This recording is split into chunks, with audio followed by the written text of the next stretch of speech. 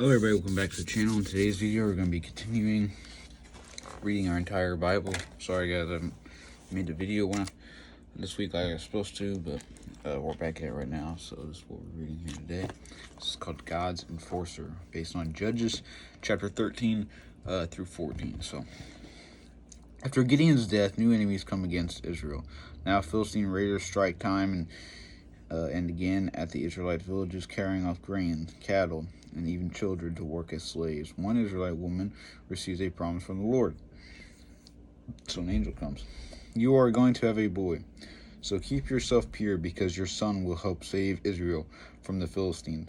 As a sign that he is set apart for the Lord, no razor or scissor must ever touch his head, so he must never cut his hair. A man just told me that we're going to have a boy and he will be a hero of God. You're feverish. Even if we did have a kid, there's no reason God would bless him with such a great destiny. And the angel reappears in front of both of them. This time, it is true. Your son will be a Nazarite set apart for God from birth, and he must never cut his hair, for that will be the symbol of his holiness. What is your name, great one? My name doesn't matter, only the name of our awesome Lord. Then we shall sacrifice a goat as a thanks to the Lord. So, we have seen God, and as because now he has appeared in the fire, even, dude. So he has appeared here and here in front of them, and now he's in the fire as they're at their sacrifice. We've seen God, the Lord, will surely fulfill his promise to us. But to his parents' dismay, as their son Samson grows up, he doesn't act like somebody destined to be God's hero. An irresponsible young man, he disobeys many of the Lord's commands except for the one about cutting his hair. May I give you a drink of water? Yes, thank you. As he thinks to himself, she is the most beautiful girl I have ever seen. I don't care if she's the Philistine, the enemy of my people. Back home, Samson loses no time telling the parents what he wants. I have fallen in love with a Philistine girl. Make arrangements with her parents for us to get married. And his parents speak to him, but you're supposed to be God's deliverer. How can you love one of our enemies? She doesn't even believe in our God. I don't care. Make it happen. But out of nowhere, on his way to visit his new fiancée, Samson is suddenly attacked by a great lion. As they battled out, as we can see right here, no man could really beat a lion, but with the strength of God, anything is possible. At that one moment, the Spirit of the Lord gives Samson great power, and he rips a lion apart with his bare hands. And that was one of Samson's key things, and one of the most well-known things about Samson is he had great strength, physical strength, the strength of 100 men, like nothing we've ever seen before is physical strength. Be able to pick up things that we can only imagine without having to, now we have see strong men and bodybuilders and all. No, he didn't have to do any of that stuff. He had the strength of God.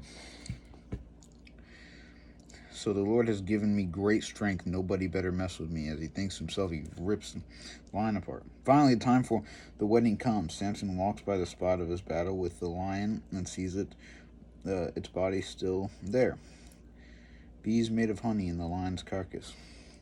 Samson scoops some of the honey and it tastes good. It's good, huh? I'm eating food out of the animal that wanted to eat me for food. And Timaeus, several Philistines greet Samson. I'm your best man, and I brought 29 of my friends to be your guests. Thanks. Yeah, I got an idea. If any of you guess my riddle, I'll give each of you a shirt and a nice robe. If you can't, each of you has to give me a shirt and a robe. At least one of us should be able to figure out this stupid Israelite's riddle, as he thinks to himself. That's a bet. Out of the ear, something to eat. Out of the strong, something sweet. You must guess the answer within the 7 days of my wedding feast. So he got the idea from the lion. Out of the eater, something to eat. He ate the honey. Out of the strong, something sweet.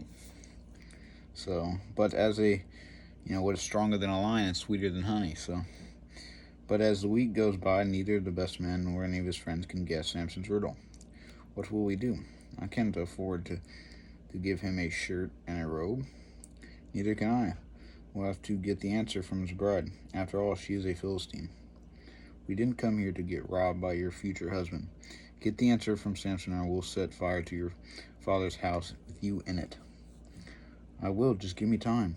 That evening, if I'm going to be your wife, we shouldn't have secrets. Tell me the answer to your riddle. Not even my father and my mother know the answer. Why should I tell you? But she cries every day, on the last day of the feast. You hate me. If you love me, you would tell me the answer. Fine, the answer is a lion and honey. A few minutes later, she slips away and goes tells him, I have the answer. Tell us what it is, and your life will be saved.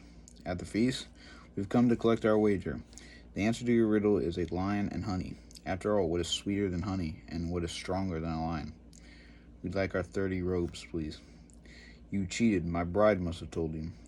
I may have lost this bet, but your people will be the ones to pay. Samson is furious. He storms out of his own wedding feast and enters another city. Enough Philistines to pay my debt, and all of them handsomely dressed, too. With his great strength, Samson strikes down a group of enemy Philistines.